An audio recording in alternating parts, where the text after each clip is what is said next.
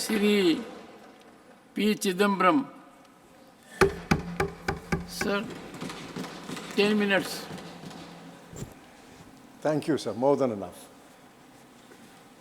So after listening to the learned professor of Lucknow University, I'm sure that all of us are convinced that Amrit Kal has begun.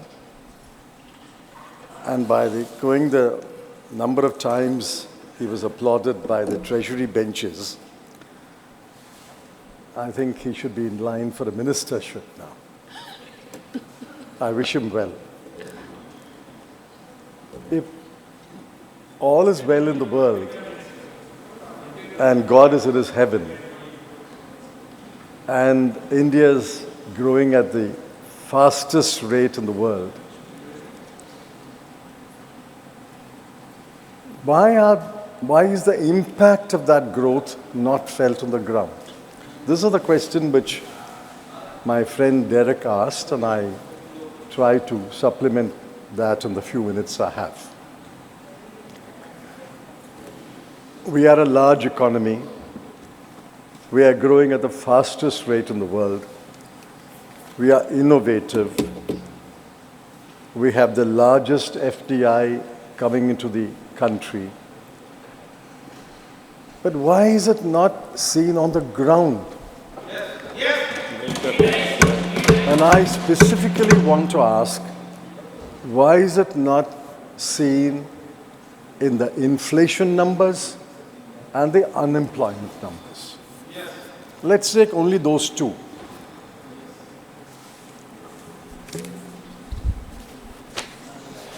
Now, what are the unemployment numbers? And I'm going by official numbers. The government doesn't like the CMIE numbers, so we'll avoid the CMIE numbers. Mercifully, the BJP no longer talks about 2 crore jobs being created every year. Thank you for small mercies that you are not making these tall claims. That's one of the election jumlas. I didn't know the word jumla unless I heard it first from the Honorable Home Minister. Now let's focus on a few numbers. This is official numbers of the Periodic Labour Survey. The worker population rate in this country is 46%, which means the number of workers to the population is 46. It's quite low, but let's take it as acceptable given the various circumstances of the country. Of the worker population, that is 46% of the total population, male worker population is 69%, but the female is only 22%. Of the worker population, less than 50% actually work. So if you apply 50% on 46%, effectively it means only that 23% of the people work. This has more or less been constant in the last 9.5 years of the BJP government. Now, why, I ask, if we have such scintillating growth, why is this numbers not improving? Now, my learned friend Derek O'Brien gave the numbers. In the age group 15 to 24, the unemployment rate is 23.22. Among graduates under the age of 25, the unemployment rate is 42%. Graduates between the year 25 to 29, it is still 23%.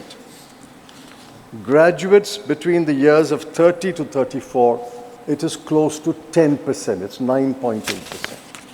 A graduate in this country, and I spoke at a college, I said, I'm not frightening you, but you will graduate here But unfortunately, 1 out of 4 will be unemployed.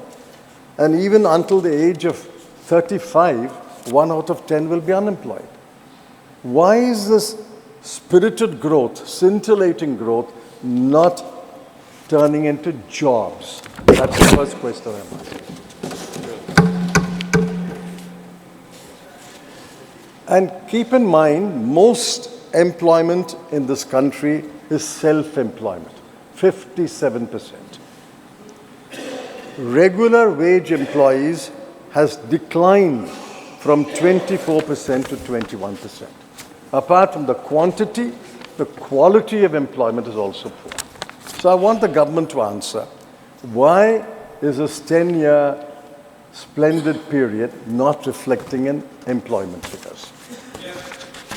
The second one is about price rise. And on price rise, yes, inflation has come down in the last couple of months. I'm not disputing that. But please remember that even today,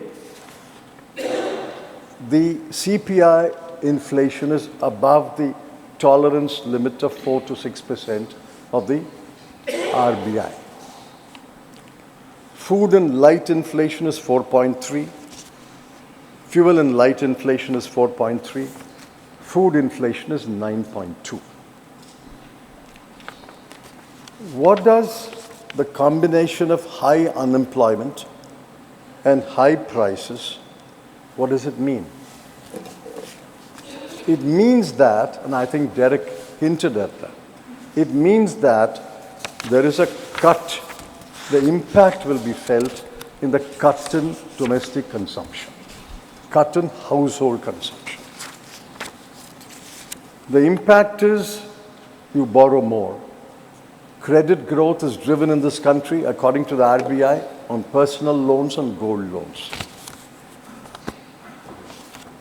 The net financial assets of households has plummeted to the lowest level, 5.1%. What does this mean? It means that people are consuming less, people are borrowing more, they are liquidating their household assets and savings, and the net financial savings has come down to a historical low, a 50-year low of 5.1%. It also shows up elsewhere. It shows up, for example, in matters like child malnutrition. I'll just give you the numbers of child malnutrition, and are shocking numbers. They're shocking numbers of child malnutrition. Today, among children, you will find that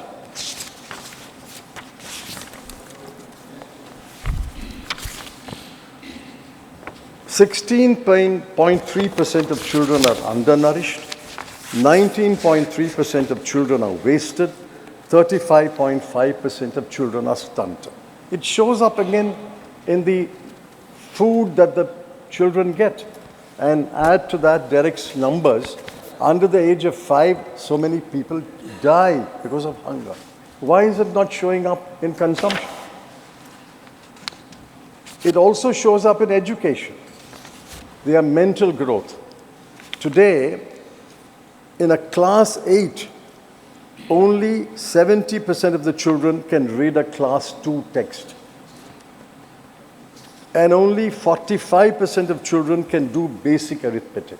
In class 8, you can't do basic arithmetic, you can't read a class 2 text. So ultimately, the question is, who is this government for? Is it for the poor, or is its policy so skewed that it is in favor of the rich? The numbers are undisputed. I have not seen a single government spokesman dispute these numbers. 23 crore people of India are poor when the poverty bar is very low.